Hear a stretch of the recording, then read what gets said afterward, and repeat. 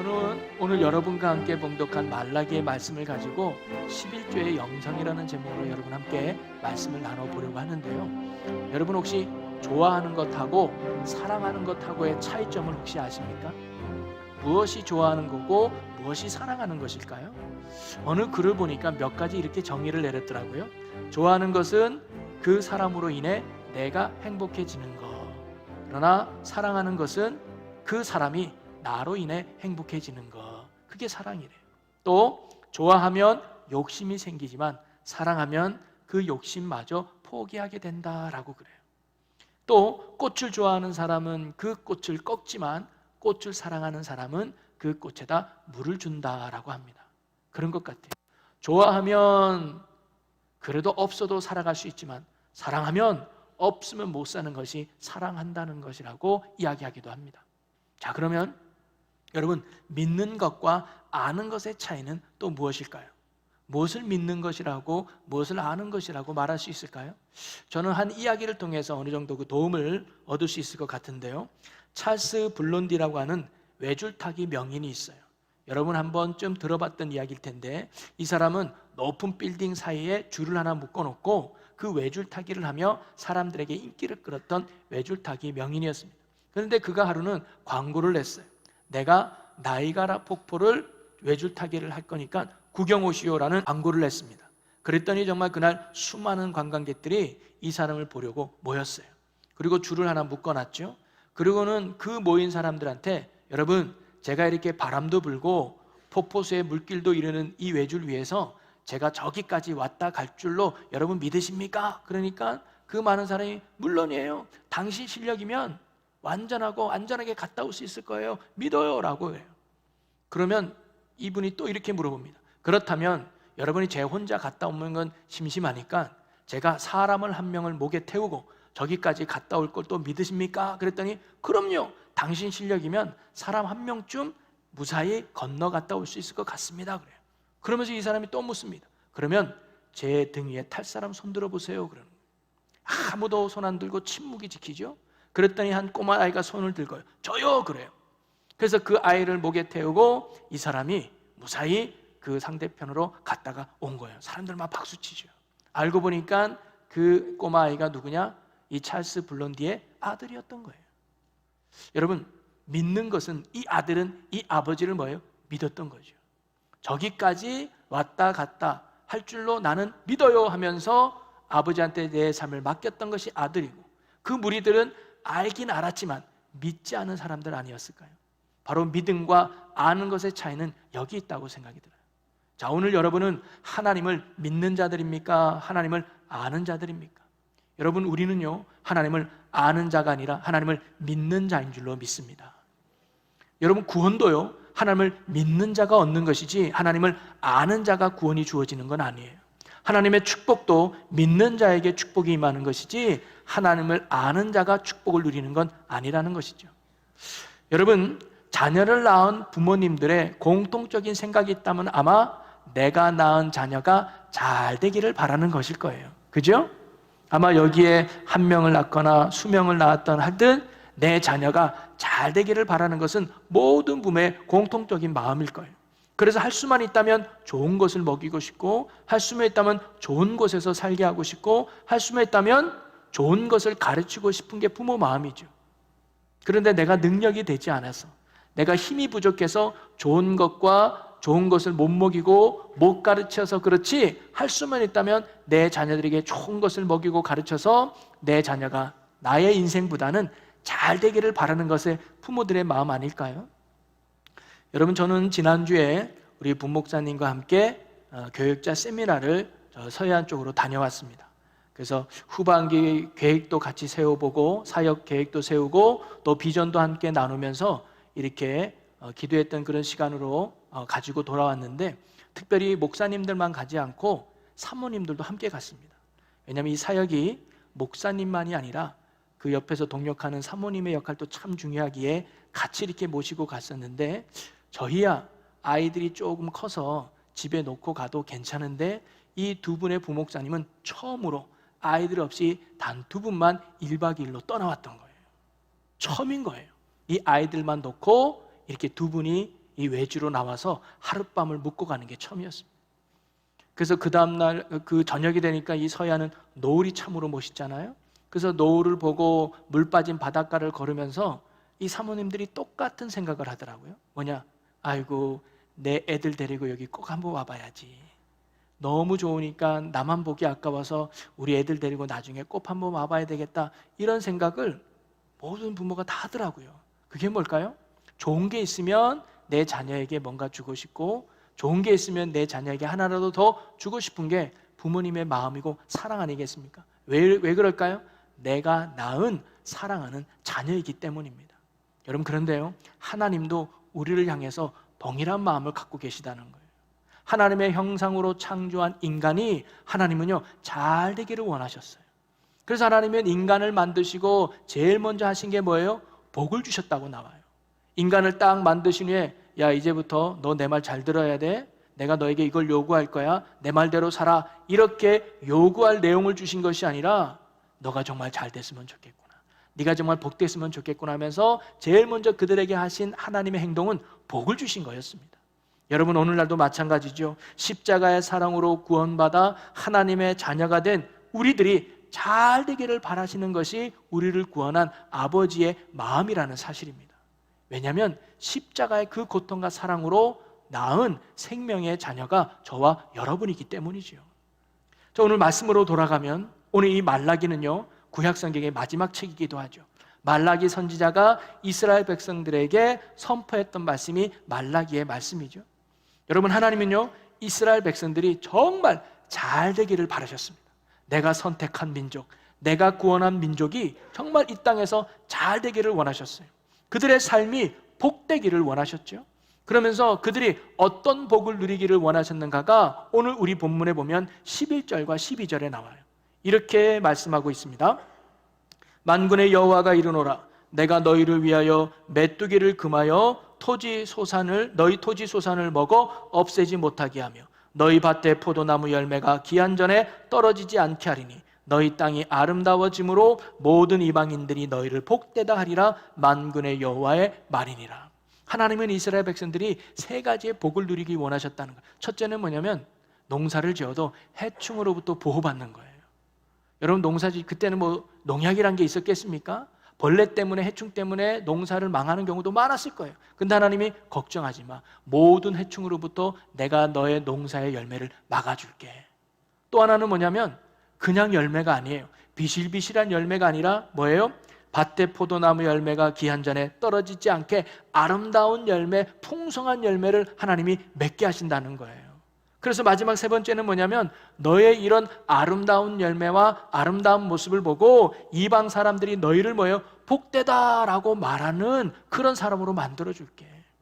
그래서 이방 사람들이, 야, 하나님을 믿는 민족은 뭔가 다르구나, 하나님을 섬기는 민족은 뭔가 다르구나, 그래서 결과적으로 나도 하나님 믿을래, 나도 하나님께 나아갈래 라고 모든 민족이 축복받은 이스라엘 민족을 통해서 하나님께로 나오기를 하나님이 원하셨다는 거죠. 여러분, 오늘 이 말씀을 듣는 여러분도 하나님이 주시고자 하시는 이런 축복을 누리는 여러분이 되시기를 주님의 이름으로 간절히 축원합니다. 그래서 여러분이 해충으로부터 보호받는 인생, 나는 농사를 안 짓는데요? 아니요, 이거는 농사만을 이야기하지 않습니다. 우리의 인생이 손해나지 않는 인생, 우리의 인생이 어떤 악으로부터 지켜주고 보호받는 인생, 그것이 하나님의 복의 축복의 은혜죠. 여러분, 어떤 사람은요 정말 40년 동안 열심히 일을 해가지고 돈을 벌었어요. 그런데 은퇴하고 난 후에 사기꾼 한 사람 잘못 만나가지고 일주일 만에 전 재산을 다 탕비해버린 사람 있지 않습니까? 본인도 모르게 사고가 나가지고 그 합의금으로 많은 돈을 지불해야만 되는 그런 경우도 우리에게 생기잖아요. 많이 벌어도 예기치 않은 일 때문에 나가야 되는 경우가 우리에게는 얼마나 있어요. 이게 어떻게 보면 예기치 않은 해충 때문에 손해나는 우리의 인생일 수 있죠. 근데 하나님의 복이 임하게 되면 하나님의 은혜로 말미암아 손해나지 않는 인생, 사기꾼에게 당하지 않는 인생, 내가 수고한 대로 넉넉히 세워져 가는 이런 은혜와 축복이 여러분에게 있기를 주님의 이름으로 간절히 축원합니다. 그리고 여러분이 어떤 인생을 살아갈 때 열매를 맺었을 때 비실비실한 인생이 아니라 누가 봐도 아름다운 열매, 누가 봐도 멋진 열매를 맺는 여러분의 삶이 되기를 축복합니다. 여러분이 회사에서 어떤 일을 하면 남들보다 더 멋지게 해내는 거죠. 공부하는 학생들이 있다면 정말 성적을 잘 올리는 거예요. 또 장사하고 사업하는 사람이 있다면 이런 불경기 가운데도, 이런 힘든 가운데서도 넉넉히 사업을 이뤄내는 이런 은혜와 축복이 하나님으로부터 우리에게 임하는 줄로 믿으시기를 바랍니다. 이런 땅이 아름다워지는, 열매가 아름다운 축복이 여러분에게도 있기를 주님의 이름으로 간절히 축원합니다. 그래서 여러분의 이런 복된 인생의 삶을 보고, 여러분 중에 남편이 믿지 않는 분이 야, 교회 나가면 떡이 나오냐, 밥이 나오냐, 뭐 하나라도 나오냐, 이렇게 교회에 나가는 여러분을 비아냥거렸던 남편이 여러분의 이런 복 있는 인생을 보고 야, 예수 믿으니까 뭐가 다르구나, 하나님 믿으니까 뭔가 달라졌구나 하면서 여러분을 무시하지 않는 인생, 직장에서 교회 다니는 것에 대해서 조금 비아냥거리며 못마땅하게 여겼던 직장 상사가 여러분의 이런 복된 인생을 보고, 여러분의 이런 아름다운 삶을 보고 야, 믿는 사람은 뭔가 다르구나 하면서 여러분을 보는 눈빛이 달라지는, 이런 이방 사람들이 보기에 참 너는 복되구나라는 칭찬을 들을 수 있는 이런 축복이 여러분에게 있기를 주님의 이름으로 간절히 축원합니다. 그래서 믿지 않는 사람들이 여러분을 보고 아무개, 나도 당신이 다니는 교회 한번 나가보고 싶어, 아무개, 나도 당신이 믿는 하나님 나도 믿고 싶어, 나도 인생이 이렇게 힘들고 인생이 이렇게 어려운데 당신은 왜 그렇게 복을 많이 받아? 당신은 왜 그렇게 잘 돼? 정말 하나님 믿으면 나도 그렇게 잘 될 수 있을까? 정말 예수 믿으면 내 인생도 그렇게 달라질 수 있을까? 라고 그들에게 예수를 보여주고 하나님을 증거할 수 있는 이 시대의 축복의 통로, 구원의 도구로 쓰임받는 여러분 모두가 되시기를 주님의 이름으로 간절히 축원합니다. 이런 삶이 되기를 원하는 하나님께서 우리에게 복을 주신다는 거죠. 오늘도 하나님은요, 이스라엘 백성들에게 복을 주시는 하나님인데 말라기 선지자를 통해서 이스라엘 백성들이 이러한 복을 왜 받지 못하는지를 지적하고 있는 거예요. 하나님은 너희들에게 정말 이런 복된 인생을 살게 하고 싶은데 너희들이 왜 그런 복을 누리지 못하는 줄 아느냐 하면서 7절에 이렇게 이야기합니다. 7절 초반에 보니까 만군의 여호와가 이르노라, 너희 조상들의 날로부터 너희가 나의 규례를 떠나 지키지 아니하였도다. 바로 이스라엘 백성들은요, 하나님을 안다고 하면서, 하나님을 믿는다고 하면서 그들의 삶은 하나님을 의지하지도 않고 하나님을 신뢰하지도 않고 하나님을 따르지도 않는 불신앙과 불순종의 삶을 그들이 살았던 것이죠. 여러분, 말라기는요, 학개 선지자와 스가랴 선지자가 활동한 후에 100년이 지난 뒤에 마지막 이스라엘 구약 시대에 활동했던 선지자입니다. 여러분, 학개 때도 스가랴 때도 이스라엘 백성들이 포로기를 마치고 다시 예루살렘에 왔을 때는요, 그들은요 성전만 지으면 되는 줄 알았어요. 성전만 지으면 하나님의 축복이 저절로, 성전만 지으면 하나님의 영광이 우리의 삶에 임하는 줄 알았어요. 그러다 보니까 그들은 성전을 다 지어진 후에는 제사에 소홀했습니다. 그들의 삶이 하나님 보시기에 어떠한 삶이 살까 이런 데 관심 없었어요. 그러면서 점점 그들은 하나님 앞에 죄악된 모습으로 살아갈 수밖에 없었죠. 그래서 말라기 선지자는요 1장을 통해서 이스라엘 백성들이 제사의 잘못된 부분을 지적하고 있는 거예요. 그게 뭐냐면 하나님께 드릴 제물들이 깨끗한 것이 아니라 병든 걸 드리는 거예요. 눈먼 것, 저는 것, 이런 것들로 하나님께 제물을 드리니까 하나님이 그것이 너무 불쾌했던 거예요. 그래서 1장 8절에 보면 이렇게 말씀합니다. 만군의 여호와가 이르노라, 너희가 눈먼 희생 제물을 바치는 것이 어찌 악하지 아니하며 저는 것, 병든 것을 드리는 것이 어찌 악하지 아니하냐. 이제 그것을 너희 총독에게 드려보라. 그가 너를 기뻐하겠으며 너를 받아주겠느냐. 얘들아, 너희들이 지금 나한테 주는 거라고 바치는 그 제물이 좋은 건지 한번 봐라. 그것을 총독에게 드려봐라. 그러면 그 총독이 기쁨으로 받겠느냐? 기쁨으로 안 받는다는 거죠. 여러분, 만약에 제가 고기를 며칠 전에 샀어요. 근데 깜빡 잊고 안 먹다가 냉장고에 꺼내보니까 약간 색이 갔어. 냄새도 뭔가 시큼함이 나는 것 같아요. 그런데 먹기에는 좀 찝찝해. 그렇다고 버리기에도 좀 아까운 것 같아. 그래서 제가 여러분들에게 전화를 해서, 아무개 성도님, 저희 집에 고기가 좀 있는데 제가 갖다 드릴 테니까 맛있게 드세요 라고 여러분한테 보냈다면 여러분이 그 고기를 받고 어떤 마음이 들겠습니까? 아이고, 그래도 목사님 중에서 감사하네. 아이고, 목사님 좋아요. 기뻐하겠습니까? 저를 좋아할까요? 아닐 거예요. 지금 이스라엘 백성이 하나님 앞에 그런 행위를 하고 있다는 거죠.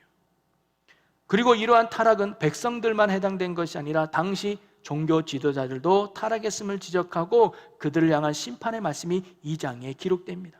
그러면서 3장에 가서는 이러한 타락한 이스라엘 백성을 향한 하나님의 외침이 기록하고 있는데, 그게 뭐냐면 너희들 내게로 돌아오라 라는 거예요. 자, 7절 말씀을 한번 보겠습니다.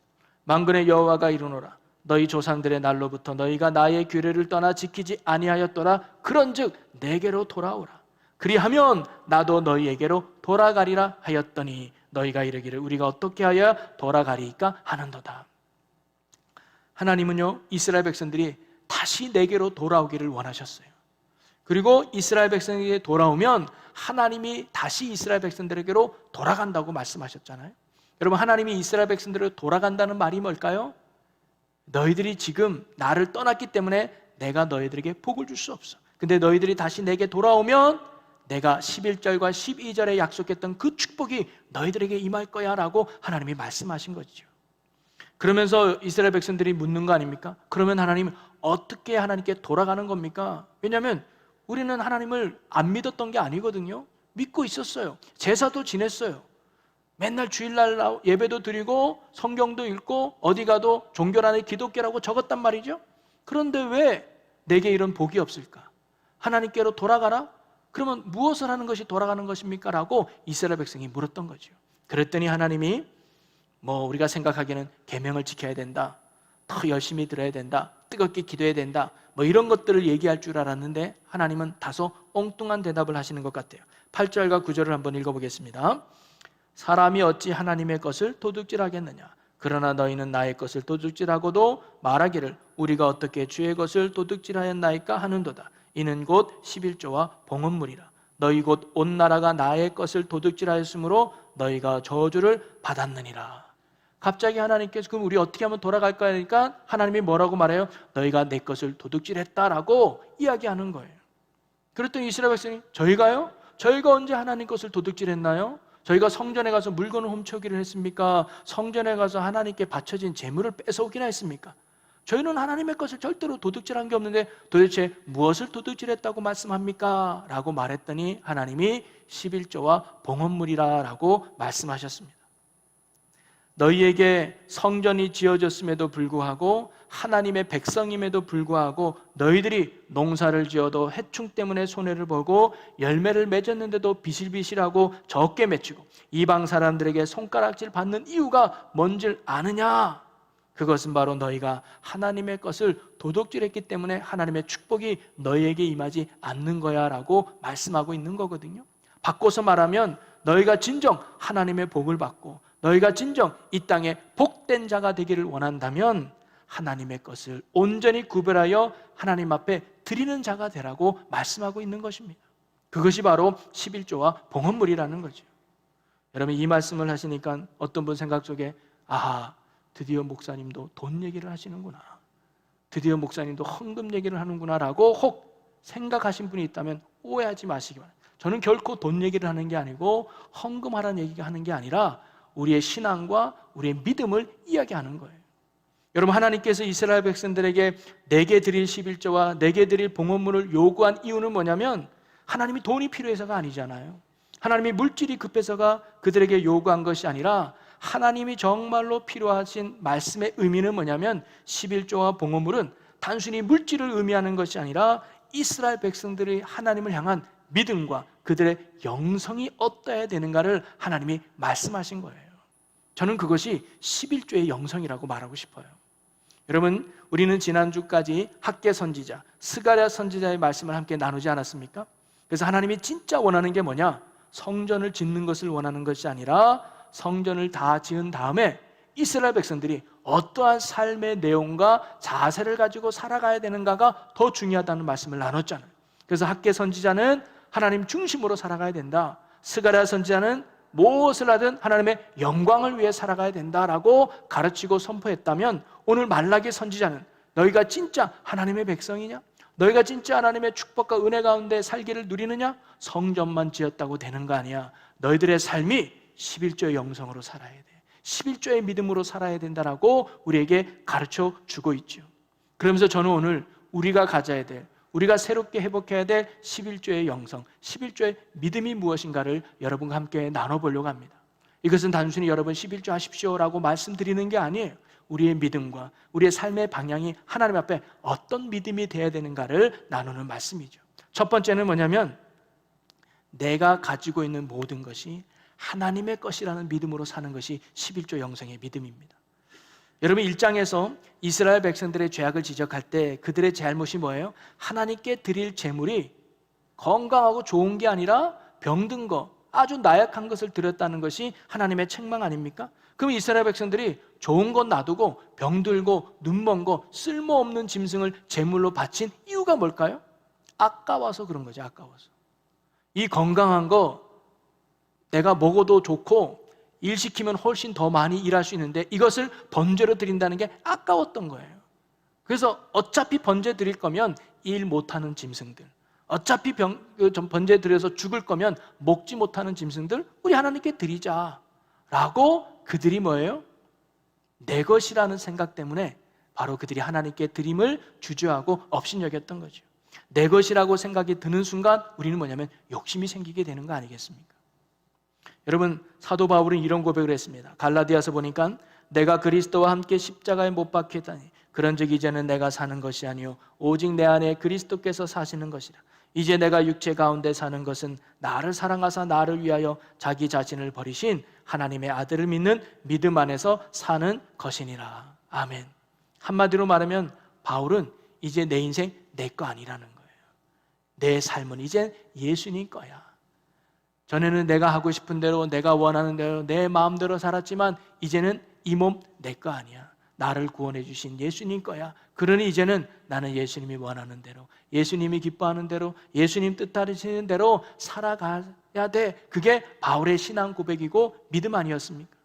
여러분 그런데 이런 믿음과 고백은 바울에게만 해당되는 신앙일까요? 아니면 주님께 헌신한 목사들에게만 요구되는 신앙의 모습일까요? 절대 아니라는 거죠. 예수 그리스도의 십자가의 은혜로 죄 용서받고 구원받은 하나님의 자녀 성도들이라면 모두가 마땅히 살아가야 될 삶의 방향이고 삶의 가치인 줄로 믿습니다. 오늘 하나님께서도 이런 말씀하잖아요. 나의 것을 도둑질했다라고 말해요. 즉 11조는 하나님의 것이라는 거 아닙니까? 근데 우리가 흔히 생각하기에 11조는 뭐예요? 내가 10가지가 있다면 한 가지를 하나님의 것이니까 하나님께 드린다고 생각하는데 그게 아니라는 거예요. 11조의 핵심은 10개 중에 한 개만 하나님의 것이라는 것이 아니라 내가 10가지가 있으면 그 10가지 전부 다 하나님의 것이라고 하는 신앙 고백이 11조의 핵심이에요. 이런 믿음으로 서 있는 자만이 11조의 삶을 살아갈 수 있는 거죠. 우리가요 주님의 날이라고 하는 이 주일날, 그래서 이 주일날 모여서 하나님께 예배 드릴 때 우리는 주일을 성수했다라고 말하는 거 아닙니까? 그러면 주님의 날은 주일만 주님의 날입니까? 나머지는 내 마음대로 막 살아도 되나요? 그게 아니잖아요. 모든 날이 주님께 속한 거예요. 월요일도 주님의 뜻대로, 화요일도 주님의 영광을 위해서 모든 날이 주님의 날이지만 특별히 이 날을 구별한 이유는 우리의 신앙 고백 속에 뭐예요? 모든 날이 하나님의 것이라는 신앙이 담겨 있는 거 아니겠습니까? 바로 11조의 신앙에도 그게 있는 거예요. 10분의 1을 드리지만 그것만 하나님 것이 아니라 내가 가지고 있는 것이 다 하나님께로 온 것인 하나님의 것임을 고백하는 신앙의 고백이 바로 그 11조 영성에 담겨 있는 거죠. 여러분 가만히 생각해 보면 정말 이 세상에 내게 있을까요? 여러분 태어날 때 뭐 가지고 태어난 분 있습니까? 아니면 이 땅에서 돌아가실 때 가지고 가시는 분 있어요? 빈손으로 왔다가 어찌 보면 빈손으로 가는 게 우리 인생 아닙니까? 태어날 때부터 죽을 때까지 하나님이 주셨기 때문에, 하나님이 누리게 하셨기 때문에 저희들이 누릴 수 있었고 가질 수 있었던 거 아닐까요?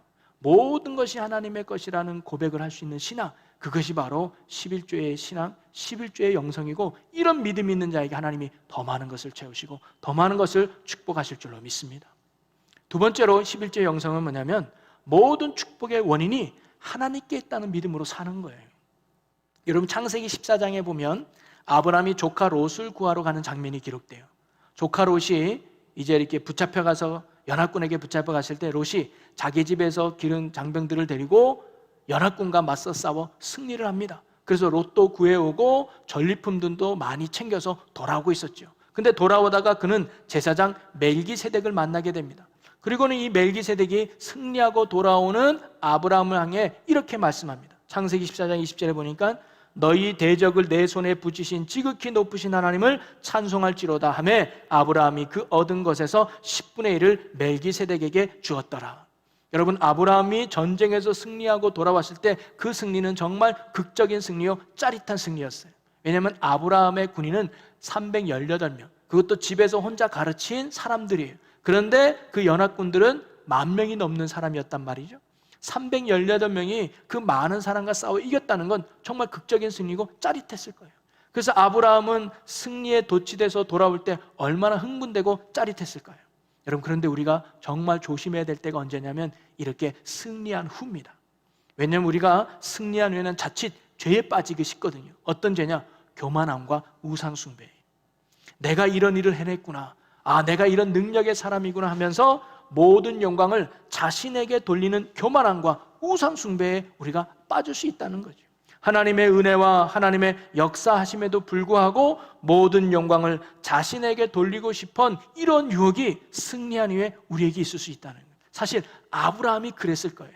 야, 내가 300여 명으로 10,000명을 죽였구나, 내가 잘 가르쳤구나, 내가 전술을 잘 짰구나, 나에게도 이런 능력이 있었네 라고 우쭐대며 돌아왔을지도 모르겠습니다. 그때 멜기세덱이 한 말을 듣고 아브라함이 뭐예요? 전신이 바짝 들었던 거죠. 아하, 내가 잘못 생각하고 있었구나.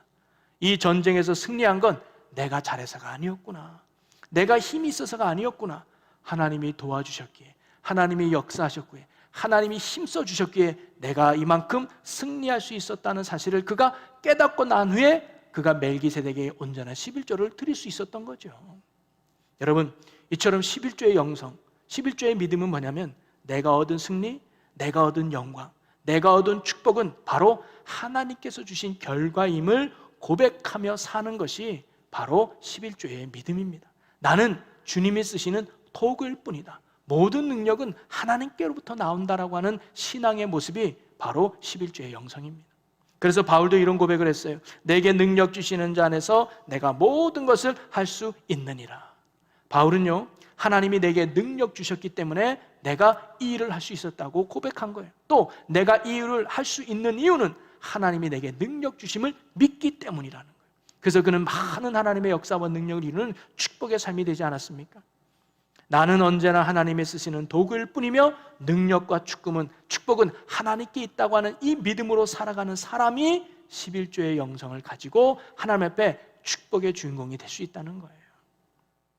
그리고 마지막으로 11조 영성은 결론적으로 말하면 우리가 내가 가진 것이 다 하나님의 것이고 또 축복의 원인이 하나님께 있다고 하는 이 믿음의 가장 뿌리가 되는 신앙의 고백은 뭐냐면 하나님만이 내 삶의 주인이 되신다는 거예요.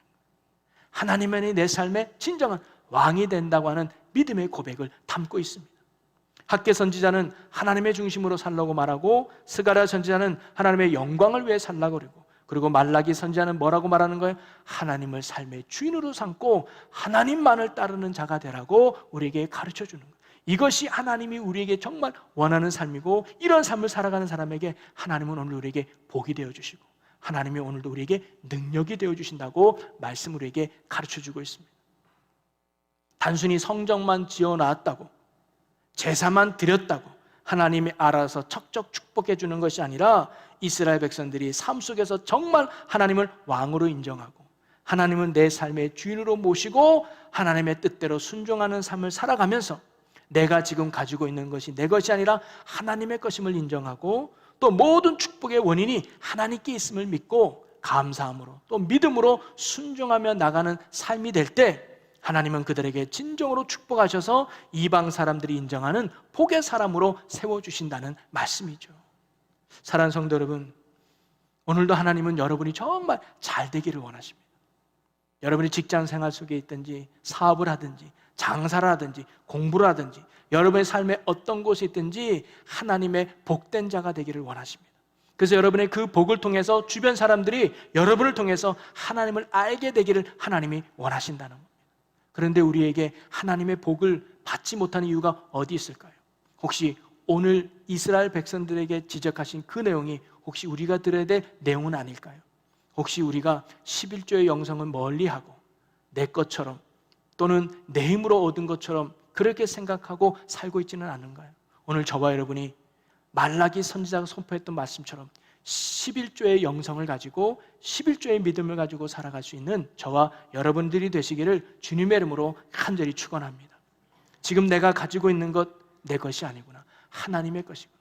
하나님이 걷어가면 다 빼앗길 수 있는 것, 또 하나님이 주시면 모든 것을 누릴 수 있는 것, 내 것이 없고 모든 것이 하나님의 것이구라는 믿음으로, 그리고 모든 축복의 원인은 하나님께 있다는 믿음으로, 그래서 온전히 하나님을 나의 주인 삼고 믿음으로 순종하고 따르게 된다면 오늘 하나님이 이스라엘 백성들에게 약속하셨던 그 축복의 은혜가 여러분의 삶에도 넘치게 될 줄로 믿습니다. 그래서 주변에 믿지 않는 사람들이 정말 여러분을 보면서 야, 예수 믿으려면 충주제일교회 집사처럼 믿어야 돼, 정말 하나님의 복을 받으려면 충주제일교회 아무개 권사처럼 복을 받아야 돼, 나는 저 사람만 보면 교회 다니고 싶은 마음이 생겨, 나는 저 사람만 보면 나도 하나님 만나고 싶은 마음이 생겨. 이런 주변 사람들의 이야기를 들어서 이 시대의 복음의 통로로, 이 시대의 축복의 도구로 쓰임받는 저와 여러분 모두가 되시기를 주님의 이름으로 간절히 축원합니다. 우리 이 시간 함께 기도하기를 원합니다. 오늘 말씀 속에서 새롭게 결단하며 하나님께 나아가기를 원하는데요, 하나님, 우리가 진짜 하나님의 복받는 인생이 되기를 원합니다. 그래야 이 세상 사람들에게 하나님의 살아계신가, 하나님의 위대하신가, 하나님의 영광을 드러내는 축복의 주인공들이 되게 하여 주옵소서. 하나님, 그러기 위해서 우리가 11조 영성으로 사는 자들이 되게 하여 주옵소서. 내가 가진 모든 것이 하나님의 것임을 인정하고 모든 축복의 원인이 하나님께 있음을 믿고 날마다 하나님만을 의지하고 하나님만을 신뢰하며 하나님만을 따르는 자들 되게 하여 주시옵소서. 할렐루야. 사랑과 은혜가 풍성하신 하나님, 하나님은 오늘도 우리가 정말 이 땅에서 잘 되기를 원하시는 하나님이신 줄로 믿습니다. 우리가 하나님의 복을 받아 이 땅에 하나님의 위대함을 드러내는 이 시대 축복의 도구, 복음의 도구로 쓰임받는 주님의 귀한 성도들이 되게 하여 주시옵소서. 그런 삶을 살기 위해 오늘 주신 말씀을 마음에 깊게 새기며 11조의 영성으로 살아가는 저희들이 되게 하여 주옵소서. 하나님이 이 세상에 사실 내 것은 없습니다. 다 하나님이 주신 것입니다. 모든 것이 하나님의 것임을 고백하는 믿음으로 살아가게 하여 주옵소서. 또한 모든 축복의 원인이 하나님께 있음을 믿고 하나님만을 의지하고 하나님만을 신뢰하고 하나님만을 따르는 온전한 믿음으로 살아가는 충주제일교회 모든 성도들이 되게 하여 주시옵소서. 감사와 영광을 주께 돌리며 예수님의 이름으로 기도하옵나이다. 아멘.